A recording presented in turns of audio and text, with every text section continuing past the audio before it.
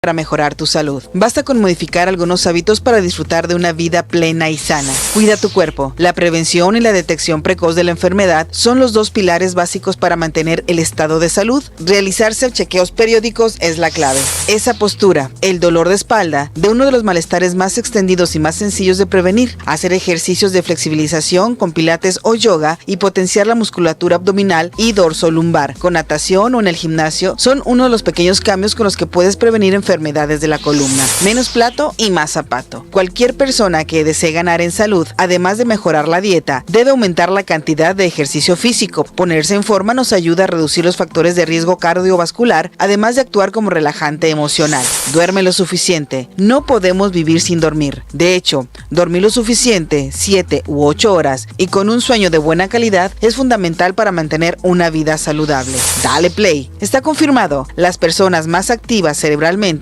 están más protegidas contra el deterioro cognitivo, lo que se traduce en bienestar y prevención de enfermedades como el Alzheimer o la demencia. Sonríe. Las emociones positivas, como la alegría, el entusiasmo, la satisfacción o el orgullo, son una fuente necesaria de bienestar y calidad de vida que proyectan una imagen nuestra más activa, lo que favorece que otras personas positivas deseen aproximarse a nosotros. Breves a tu salud. Esto es Zona Saludable. Iniciamos. Los buenos hábitos y una buena información de salud te ayudarán a sentirte bien y vivir mejor. Actualiza tu bienestar en Zona Saludable. Causas, tratamientos, prevención y noticias. Iniciamos.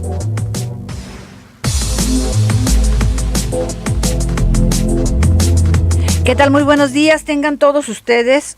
Y bueno, pues ustedes lo saben, es viernes de relajarse, viernes de estar pensando después del trabajo que voy a hacer para liberarme de todo este estrés, que por cierto es una gran cantidad de síntomas que nos produce en el cuerpo. Ahí está la gastritis, ahí está la colitis, ahí están incluso cefaleas por estrés, así que pues vaya pensando si usted quiere ir al cine, porque hoy toca ir al cine, si usted quiere ir a un concierto, a un café con un amigo, platicar todo lo que pasó en la semana, bueno, pues es algo también muy saludable. Así que esta es nuestra recomendación de Zona Saludable para ustedes. Y bueno, nuestro tema de hoy tiene que ver con el síndrome de Cherry. ¿Qué es este síndrome? ¿Por qué confunde tanto a los pacientes? ¿Con quién ir si yo tengo un síndrome de Cherry? Esta mañana me acompaña el doctor Víctor García Vélez. Víctor García Vélez, él es cirujano gastroenterólogo. ¿Qué tal? Muy buenos días. Buenos días. Muchísimas gracias por estar aquí. Y el doctor Luis Humberto Gobea, ¿es correcto? ¿O vienes en representación de Luis? A ver, dime tu nombre, por favor. David Noriega Trujillo. ¿David qué, perdón? Noriega Trujillo. Bueno, pues ahí está, ya escucharon ustedes el nombre de nuestro invitado, David Noriega Trujillo, que es otorrinolaringólogo. Pues bueno, pues muchas gracias por estar aquí. ¿Por qué vamos a tocar este tema? Porque muchas veces nosotros tenemos algunos síntomas como tos crónica, como que se nos hace un nudo en la garganta y pensamos inmediatamente, doctor Víctor, voy a ir con el otorrino, pero esto tiene mucho que ver con el gastroenterólogo. Vamos a empezar entonces a definir qué sería un síndrome de Cherry. Ok, el síndrome de Cherry básicamente se refiere a lo que es un reflujo laringofaríngeo, que es la parte superior de las vías respiratorias y el tubo digestivo. Entonces, en un momento dado, los síntomas se traslapan o se sobreponen, no pudiendo identificar con precisión al principio si los síntomas se deben a un problema causado por alguna patología de vías respiratorias o bien por un problema ocasionado por una patología de tubo digestivo. Bien, comentaba el doctor Víctor que muchas veces los pacientes que le llegan son referidos precisamente por un otorrino. Sí, es frecuente que los pacientes de inicio, como los síntomas son básicamente laringeos o faringeos, sean manejados por el otorrino. Es difícil, ahorita el doctor yo creo que nos va a explicar también, poder definir con precisión el origen cuando el problema se torna un poco crónico y después se maneja o se automedican los pacientes al inicio, ¿no? Así es. Pero bueno, aquí el diagnóstico va a marcar la diferencia. Sí, claro. Definitivamente, entonces sí me gustaría que el doctor David Noriega Trujillo, bueno, comentar acerca de cómo te llegan los pacientes, porque te llegarán pacientes cuyo único síntoma sería una tos crónica, o a lo mejor una faringitis, o a lo mejor la garganta un poco reseca. Sí, así como comentaba el doctor ahorita, muy acertadamente, generalmente el médico de primer contacto a quien lo envían es al otorrinolaringólogo. Y estos pacientes, como parte de este síndrome de laringofaringio o síndrome de Cherry, uno de los síntomas que inicialmente o por el cual es enviado generalmente es disfonía o cambios en el tono de la voz. Hay otros pacientes también que, por ejemplo, como sintomatología inicial pueden iniciar con tos que persiste, que dura más de 4 semanas, sensación de un cuerpo extraño en faringe, irritación en la faringe de forma crónica importante, y por todos estos síntomas generalmente siempre o es referido al otorrinolaringólogo. Y aquí ustedes, digo, esto se me hace muy importante porque ¿cómo hacen ustedes un diagnóstico diferencial? Porque a lo mejor si el paciente llega de primera instancia con un médico general, él le va a recetar antibióticos. O sea, él va a pensar en que a lo mejor es algo bacteriano porque ya pasó mucho tiempo y sigue con tos, ya pasó mucho tiempo y sigue a lo mejor con una faringitis. Entonces, ¿cómo hacer el diagnóstico diferencial? Bien, por ejemplo, aquí siempre lo más importante es al dirigirse con el paciente, hacer hincapié importante en cuáles son los síntomas que él nos refiere, y un dato pivote, un dato que a veces nos puede confundir un poquito. Por ejemplo, si estamos hablando de tos crónica, irritación faríngea, sensación de cuerpo extraño en faringe o globo faríngeo, eso nos habla generalmente de un problema de tipo irritativo. Ahí nosotros tendríamos que valorar si nada más son estos síntomas, si el paciente, el problema irritativo es de vía respiratoria superior como tal, por ejemplo una sinusitis crónica pudiera estar causando estos síntomas igualmente, o si el problema viene de abajo hacia arriba, es decir, por un problema de reflujo importante que ya esté manifestándose fuera inclusive del esófago, ya son manifestaciones, decimos nosotros, extraesofágicos, o que ya no nada más implica una molestia a nivel de lo que la gente comúnmente dice boca del estómago o en el vientre del estómago. Y un dato pivote a veces, o que nos puede confundir, les comentaba, es cuando la persona refiere cambios importantes en la voz.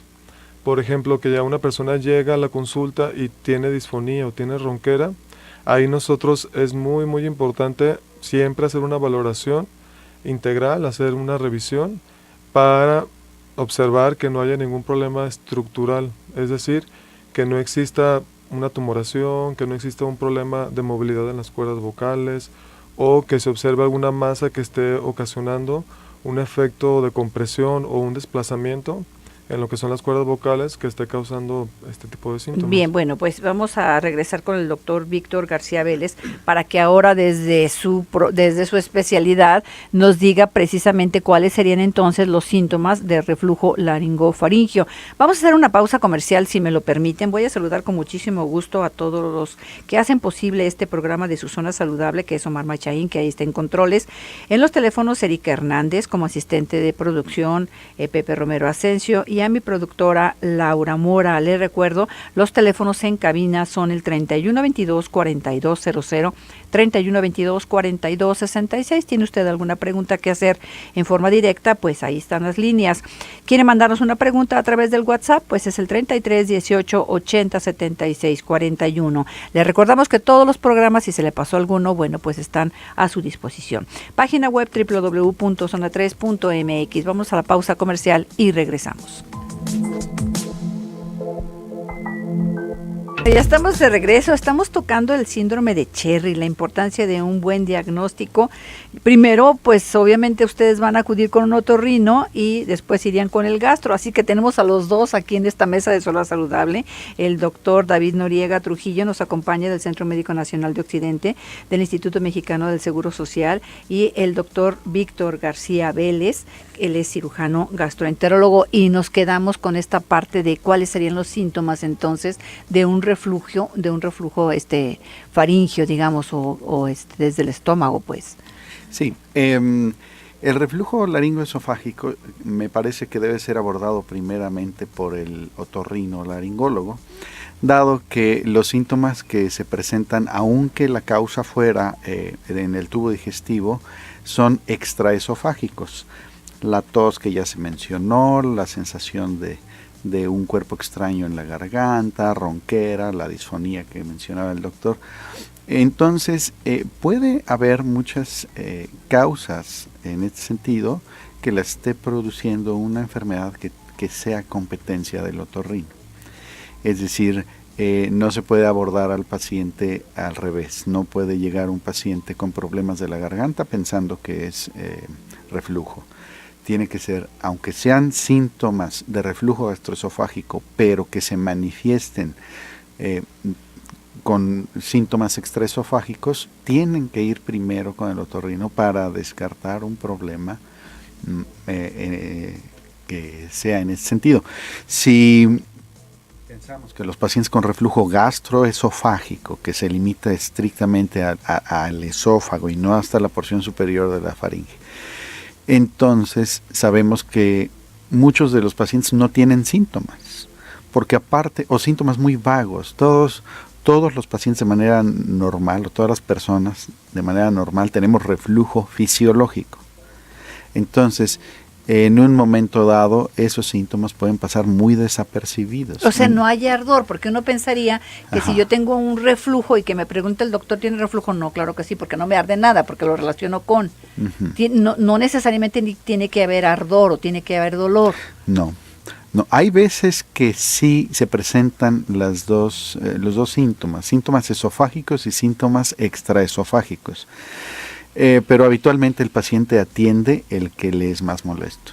Sí, definitivamente. Bueno, tenemos dos preguntas, una por WhatsApp que dice: buenos días, justo tengo 8 días muy mal, sintiendo algo en la garganta, pero esto ya me había pasado antes. Siento que algo está ahí presente en mi deglución y me molesta. Soy Ale de Gómez, dice Ale de Gómez. Incluso, dice, siento flemas muy gruesas. Aquí podríamos hablar de que se trata de un síndrome de Cherry.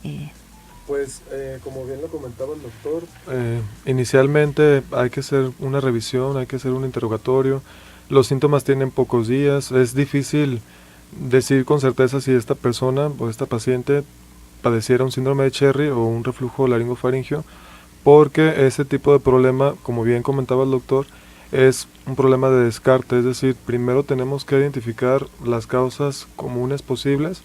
Y si uno sospecha al final, porque no encontró, por ejemplo, en este caso específicamente, que no sea un problema agudo, porque pues tiene 8 días, por ejemplo, podría ser una sinusitis, podría ser un problema faringio, como una faringitis aguda, podrían ser varias causas, pero ya identificando o no viendo clínicamente ese tipo de problema, igual podríamos indagar o podríamos pensar que pudiera ser el problema, y habría que hacer también uso de otros estudios. Claro, porque no se puede hacer un diagnóstico así. Sí, definitivamente tienen que buscar qué es lo que está ocasionando la molestia o los síntomas. Gloria nos llamó por teléfono y dice lo siguiente: mi mamá tiene 79 años y no habla ni camina. En las tardes, cuando le damos su jugo de frutas, se le atora el aire, le golpeo la espalda y eructa, y no sabemos cuál es la razón, porque solo sucede por las tardes. ¿Me podrían decir por qué puede ser esta situación, doctor Víctor? Esto parece ser más un problema de tubo digestivo, y es frecuente que una persona postrada y de esa edad tenga reflujo gastroesofágico. Se vencen muchas resistencias en la posición de acostado, la resistencia a la gravedad, por ejemplo, y eso favorece, aparte de que la motilidad, tanto esofágica como el vaciamiento gástrico, también se ven alterados. Entonces, ya están disminuidos. Sí, lo más probable es que se trate de un problema de reflujo gastroesofágico. Y que aquí sí tendría que ir, pues a consulta para algún tratamiento, ¿le puede ayudar? Sí, aquí lo que hay que hacer pues sería tratar de llevar a la paciente a consulta para hacerle una revisión. Si es muy complicado, se pueden ver a veces en su domicilio, pero lo que necesitan estos pacientes de inicio es dar procinéticos para favorecer el vaciamiento gástrico y el aclaramiento esofágico. Bien, tenemos un comentario de otro radioescucha que dice: buen día, yo traía reflujo hasta los oídos, tengo 49 años, era muy estresante y, él era muy estresado, dice, ya estoy haciendo ejercicio. ¿Cuál sería la Y respuesta? mejoró. ¿Y mejoró? Sí.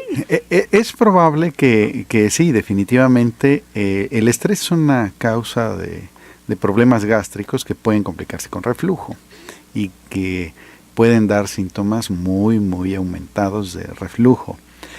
El ejercicio, por supuesto, al relajarlo, pueden disminuir los problemas de reflujo. Sin embargo, aquí valdría la pena ver también, indagar un poquito acerca de la dieta de la gente, ¿no? Porque cuando atribuimos todo al estrés, pues nos olvidamos a veces de la dieta, y muchas veces el problema son los irritantes y las grasas que estamos comiendo, y eso es lo que nos está ocasionando problemas. Claro, aquí cuando hay un paciente con estas características, es impensable no preguntar cómo se alimenta o qué es lo que hace. Incluso el sedentarismo, no sé si puede agravar este tipo de problemas aquí. Pues a final de cuentas quizá tenga más que ver con el estímulo del estrés, como comenta el doctor. Si una persona no hace ejercicio, se mantiene en estado de sedentarismo, pues probablemente influya un poco más en el estrés y eso genere también la secreción de hormonas que provocan o incrementan la secreción gástrica y a su vez obviamente el reflujo. Claro, y aquí el síndrome de Cherry, doctor Víctor, se asocia con alguna bacteria, como podría ser la gastritis con el Helicobacter pylori. Sí puede asociarse, aunque no es la causa. La causa en sí es el reflujo laringoesofágico. Puede haber muchas bacterias implicadas cuando hay infecciones, porque también puede haber, o sea, pueden ocasionarse infecciones orofaringeas con este síndrome. Pero, insisto, yo creo que el abordaje inicial debe ser por el otorrino para determinar. Ellos hacen una serie de pruebas, cultivos,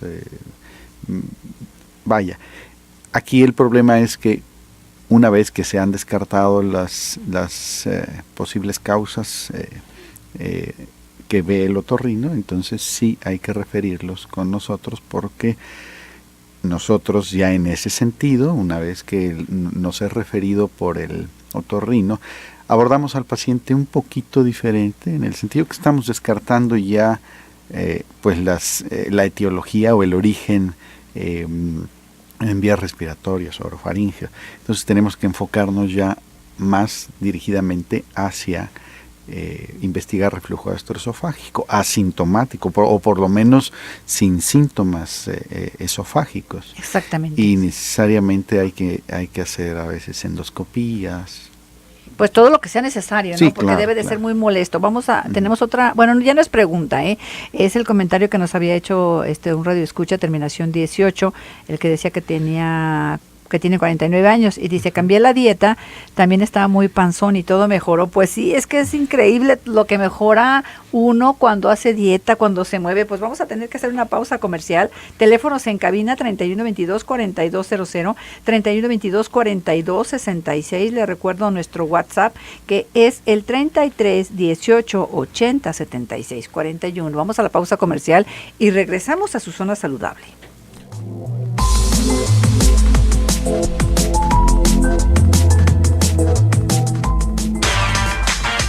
Zona 3 te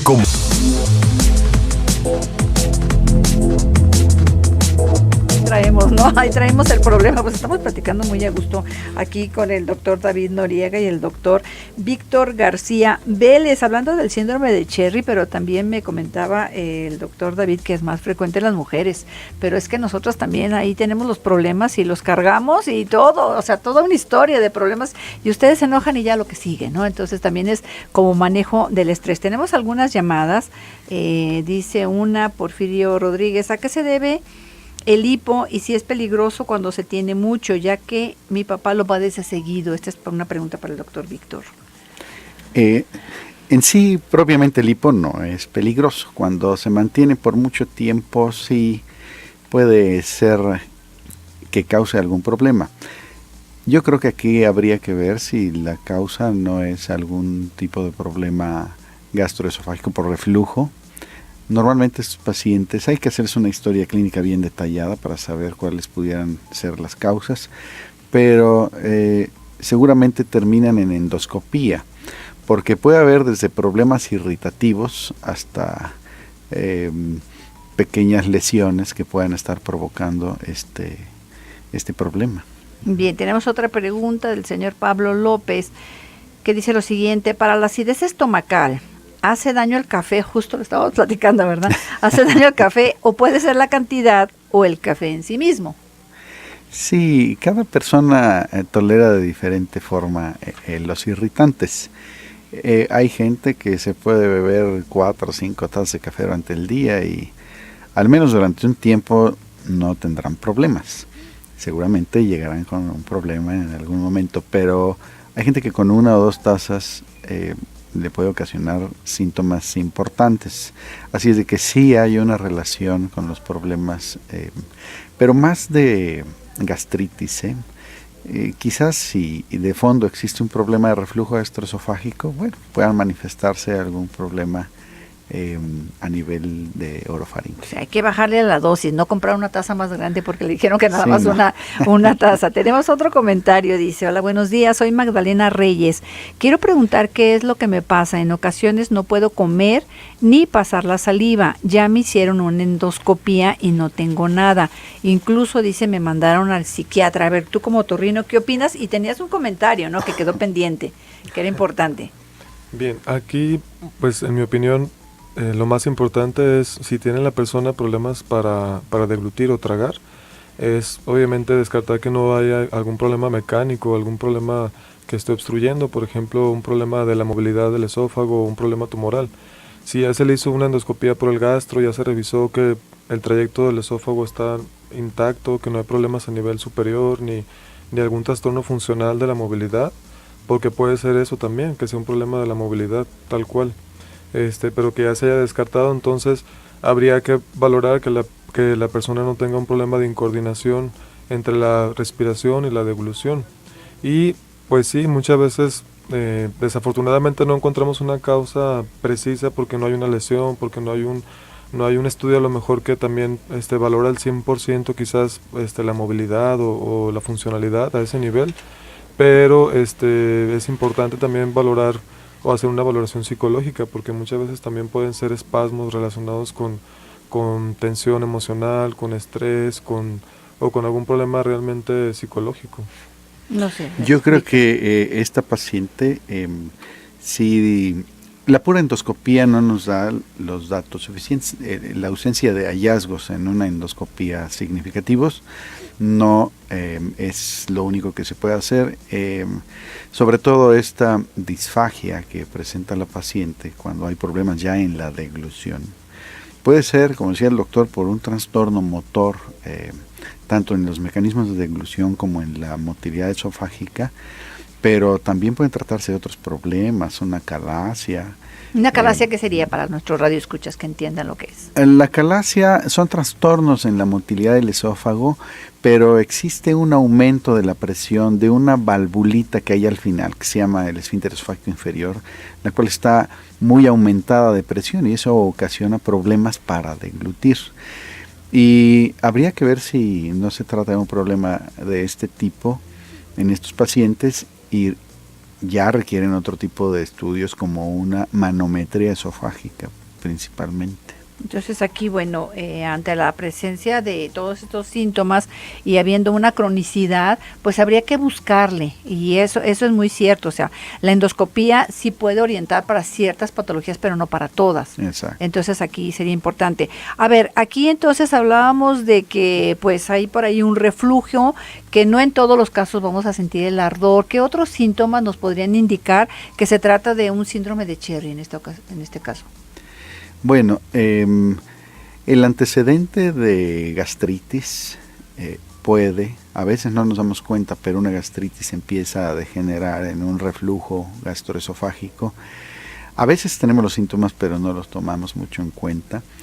Pero hay datos como de repente en la noche los pacientes están dormidos y se despiertan con sensación de ahogo, que se están ahogando prácticamente, se tienen que levantar de la cama. Como que si fuera para apnea poder- del sueño, digamos, como No, parecido. ¿O no necesariamente. Sí, es despertar, Despertar. de manera urgente por sensación de ahogo. Bien. Y eso tiene que ver con reflujo. Eso nos habla de que el paciente seguramente tiene reflujo desde hace tiempo y que muy probablemente sea sintomático también.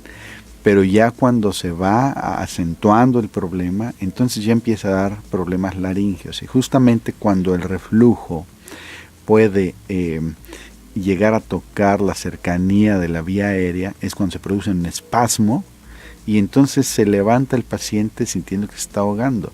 Puede ser un episodio aislado y lo dejan, el paciente dice no sé qué me pasó, pero este es un dato importante de reflujo que a veces puede ser la única manifestación, al menos de inicio. Si esto se deja, seguramente va a empezar con más síntomas, más claros, pues. Bien.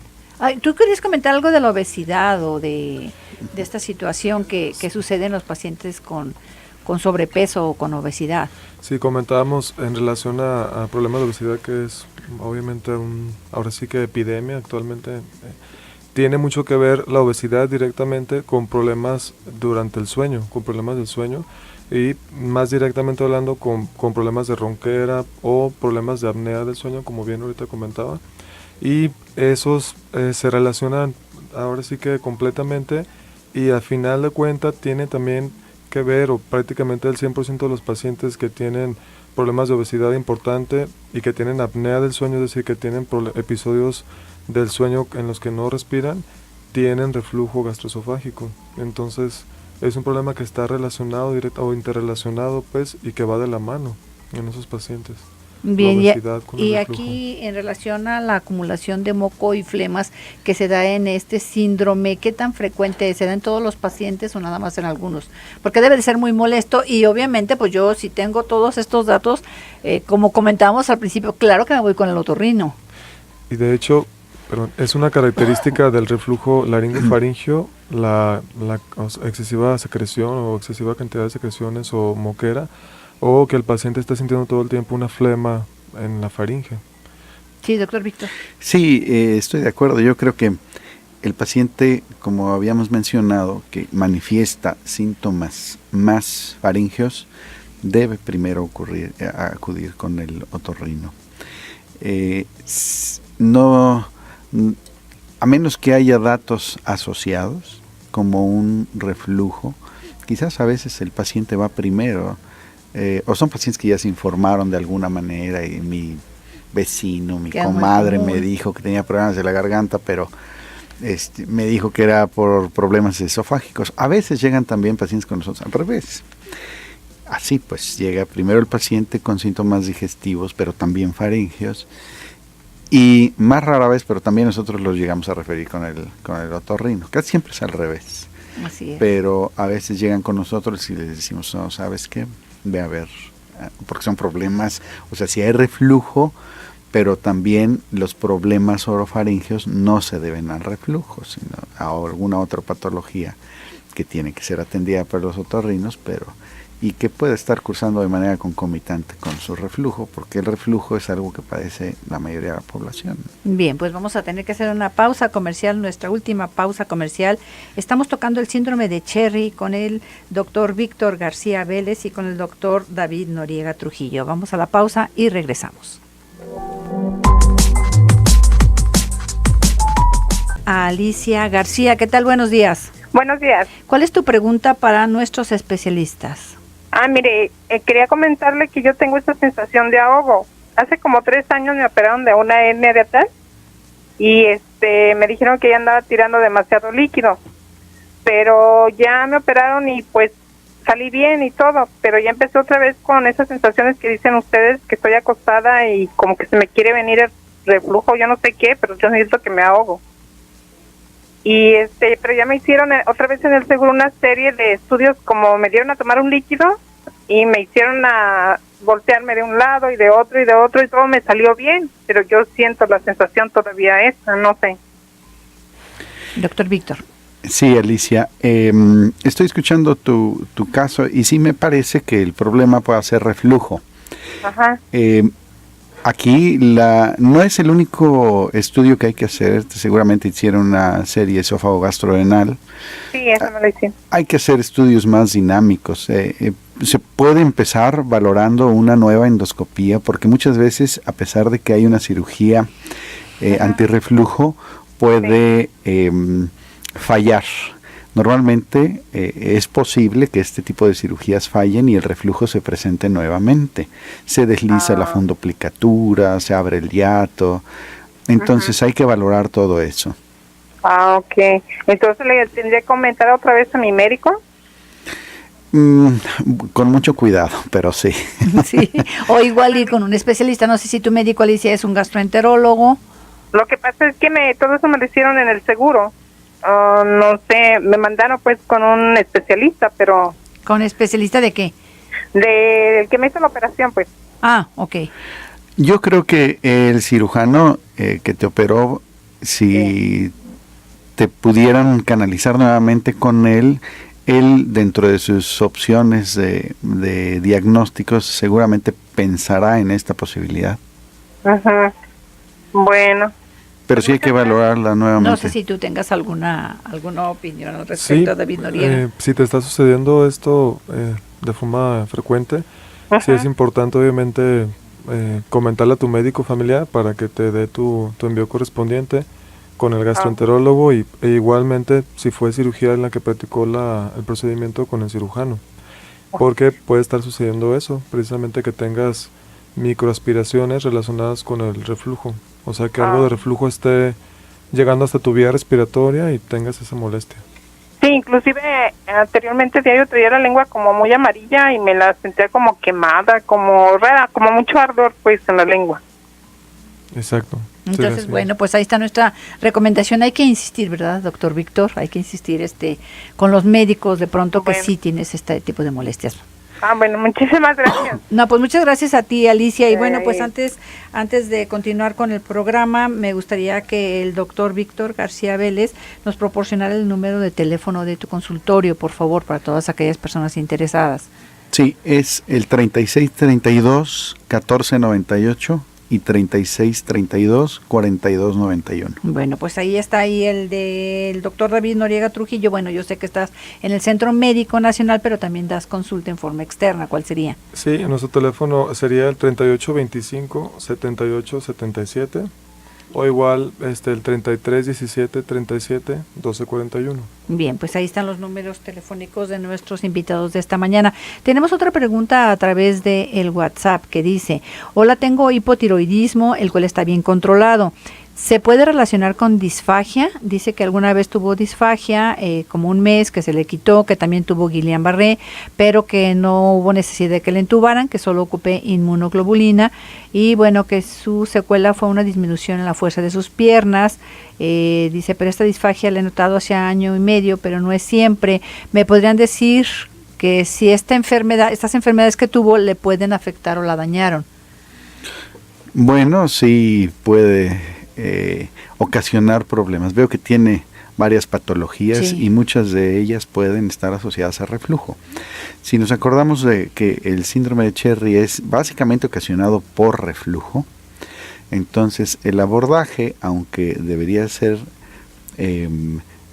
finalmente por el cirujano gastroenterólogo, hay que también descartar algunas otras posibilidades como las enfermedades autoinmunes, que esas, requerirán tratamiento por el reumatólogo, ¿verdad? Una vez que se controle, y su endocrinólogo que controle su tiroides, igual, y esto es suficiente para mejorar los síntomas. Bien, tenemos otro comentario a través de nuestro WhatsApp. Buenos días, se me inflama mucho el estómago, eructo y me arde como reflujo cada que repito. Se me inflama la lengua, me quedan marcados los dientes en la lengua y de color blanca, aunque la cepillo diariamente. Esto sí tendría que ver con gastro. Pues sí, es que es reflujo. Si no hay mucha congestión nasal o descarga retronasal de flemas, secreciones o disfonía, pues yo creo que sí podría verse de inicio con un gastroenterólogo. Si los síntomas son más faríngeos, creo que la valoración inicial debe ser por el otorrino. Por el otorrino, Sí, y claro. aquí hay una pregunta para el otorrino. Gabriela dice, tuve problemas de faringitis y también me despertaba ahogándome.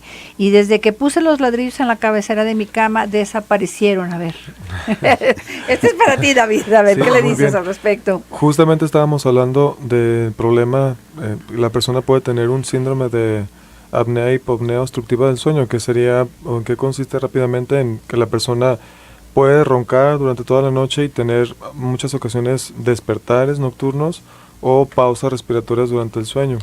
Y este problema va de la mano generalmente o al 100% con problemas de reflujo gastroesofágico. Entonces, esa medida que hiciste o que llevaste a cabo es una medida antirreflujo, es decir, como el doctor comentaba, por gravedad, que es elevar la cabecera de la cama, disminuye el reflujo gastroesofágico. Pero igual ahí sería importante que comentarle a algún familiar si no estás teniendo problemas en la noche de ronquera y de episodios o lapsos en los que no respires, porque en ocasiones la persona no se da cuenta, es el acompañante, el esposo, o personas que están rodeando a la persona con el problema. Pero luego te voy a decir una cosa, David, si tú le dices a tu pareja que ronca, no te va a creer, ¿verdad? Dice, no, no es cierto, la que roncas eres tú. ¿Le suena familiar? Bueno, tenemos una última recomendación. Me gustaría que el doctor Víctor nos dijera algo a los radioescuchas que los puedan orientar, una recomendación antes de despedirnos. Ya casi nos vamos. Ok, sí. Yo creo que los pacientes que manifiesten problemas claros de reflujo gastroesofágico o problemas faringeos, deben de acudir primero con el especialista del cual el síntoma sea más molesto. Y que cuando se trata de una enfermedad de Cherry o un reflujo laringoesofágico, irremediablemente creo que tiene que ser visto el paciente por los dos especialistas. O sea, van de la mano. A fuerzas, sí. Aquí hay un comentario de Slauka Olejnik, algo así lo puso. Dice, hola, buenos días.